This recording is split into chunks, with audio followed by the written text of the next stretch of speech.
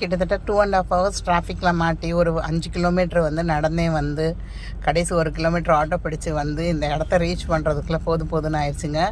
But வந்ததுக்கு வந்து இந்த காட்சியை பார்க்குறப்ப ரொம்ப ரொம்ப சாட்டிஸ்ஃபேக்ஷன் ஆயிடுச்சுங்க. இதே மாதிரி நிறையா சாகசங்கள் பண்ணியிருந்தாங்கங்க. அது எல்லாமே ஒரு ஃபுல் வீடியோவாக நான் போடுறேன். So keep watch.